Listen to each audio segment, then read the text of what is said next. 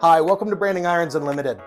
Today we're going to be using our stainless steel branding irons to demonstrate how you can mark burger and hot dog buns, as well as other food with your logo. Have something that you want to see branded? Leave a comment below and be sure to hit that like and subscribe button if you want to see more of this type of content in the future. We'll be using plain buns for our testing today, and while sesame seed buns are delicious, using them may produce gaps in the branded mark and may burn the seeds. For this reason, it's best to avoid branding buns that have seeds on them. Start by plugging your heating tool into the temperature control unit and setting it fairly high on the dial or digital display. I started with a setting of 75 and eventually turned it up to 90.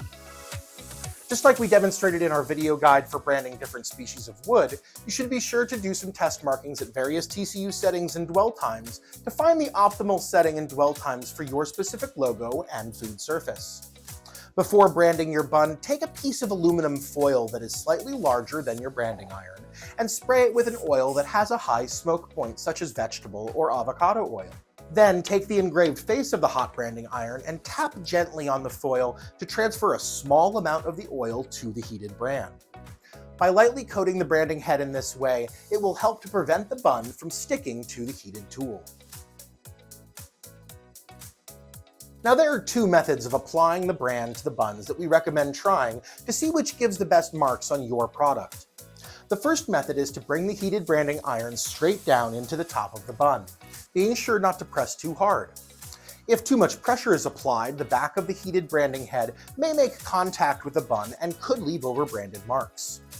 The alternative method is to rock the surface of the branding iron along the curvature of the bun. This can sometimes result in a clearer mark, especially when using wider brands or when marking buns that have a more extreme curve rather than a flat top. Additionally, by rocking the brand around the curve of the top of the bun, you will compress the bun less, which could help to avoid smushing it. Now let's talk about artwork complexity. When branding food, you ideally want to use a logo that is as simple as possible to help ensure that your branded marks are both easy to apply and also legible to the guests that you're serving it to. It will be easier to make a branded mark with a simple icon and will usually produce a cleaner mark. You will also want to have the branded mark be as open as possible with a good amount of white space in your design. This will both help the legibility of the mark and the application of the brand, but will also limit the amount of charring to the surface of the bun. Burgers not on your menu? Our brands also work well branding other types of bread in addition to hot dog, fruit garnishes, and more.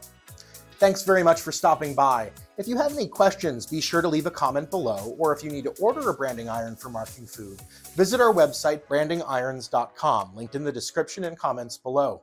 Be sure to also brand that like and subscribe button to not miss our next video. Thanks very much, and I'll see you around the shop soon.